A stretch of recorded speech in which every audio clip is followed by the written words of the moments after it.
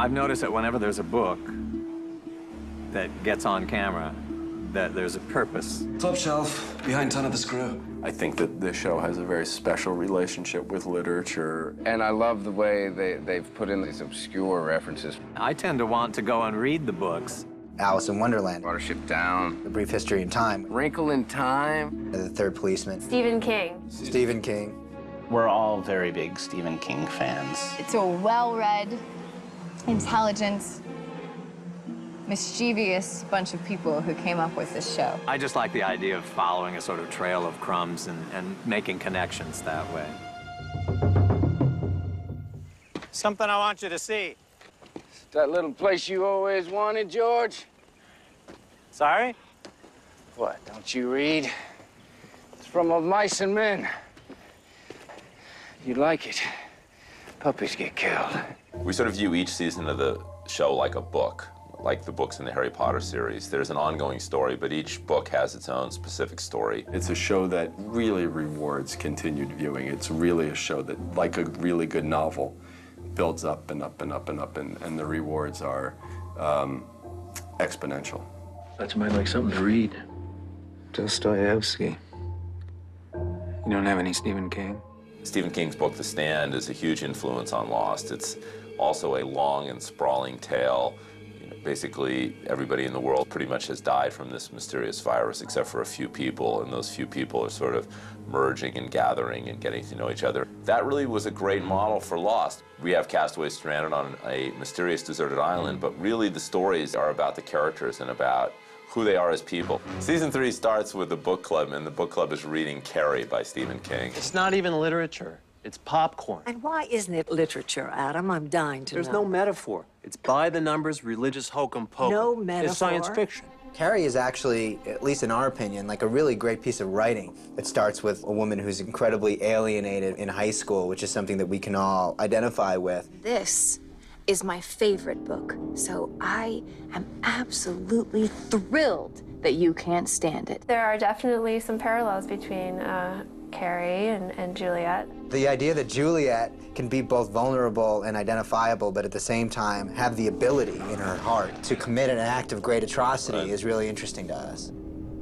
The Third Policeman is a book that I hadn't even read prior to the beginning of season 2, and it was a book that Craig Wright, who wrote Orientation, was a big fan of. Sort of the themes in the book in terms of redemption, and of course the ultimate big twist at the end of The Third Policeman is that the main character has been dead all along, sort of tapped into kind of the zeitgeisty purgatory feel of the show. The guy goes nuts if he ain't got nobody. It don't make no difference who the guy is, as long as he's with you. I tell you, a guy gets too lonely and he gets sick. What the hell are you talking about? It's from Of Mice and Men. Don't you read?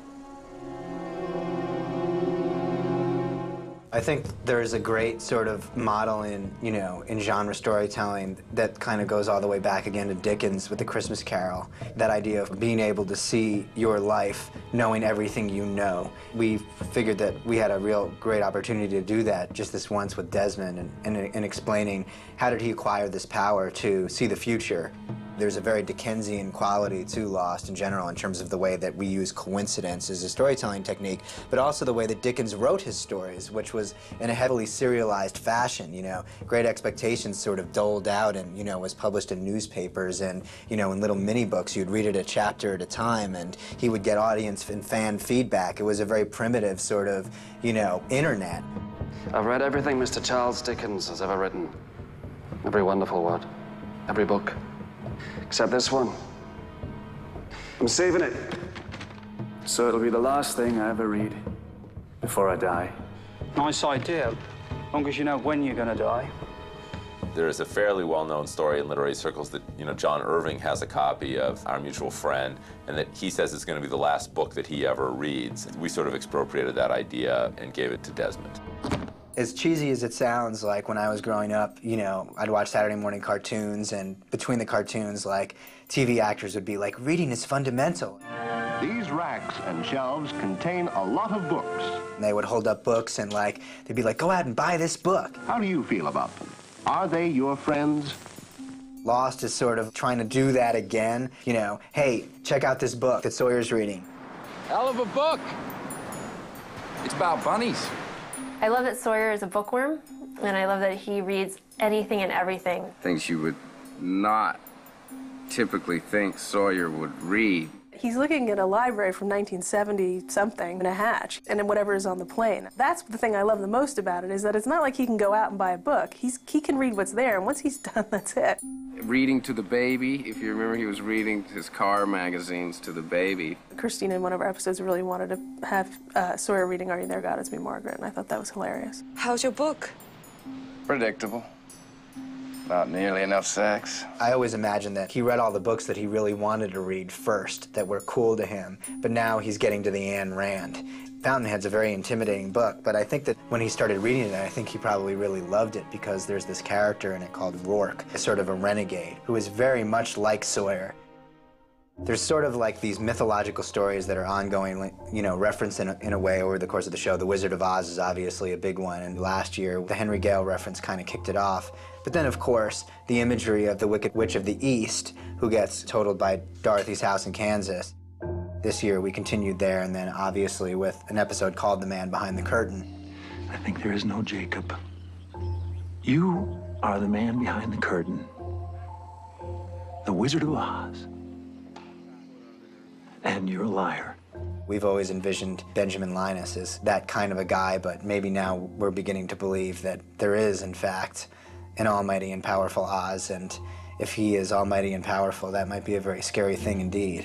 Sometimes people think that if you're doing genre television, that it can't also be substantive. And I think in Lost, we're trying to, you know, really address kind of serious thematic concerns. I mean, this is a show where the title Lost is really more about how these characters are metaphorically lost in their lives than literally being lost on this mysterious island. I never realized that. Really?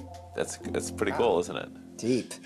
People saw the pilot, it was kind of like, oh, is it going to be like Lord of the Flies? In the reality of our world, Lord of the Flies has actually been strangely inapplicable. Lord of the Flies is about a group of kids and how their society basically breaks into two. One is savage and one is civilized. There was an unseen monster, and they started killing each other. But well, actually, it does seem like yeah, I stand corrected. Honestly, the savages are our people, the castaways. Well, you know. You keep defending the others, and I don't know why you do that. They tuck their shirts in, and they have refrigerators.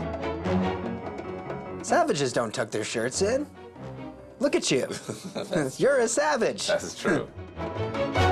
So I guess I'm out of the book club.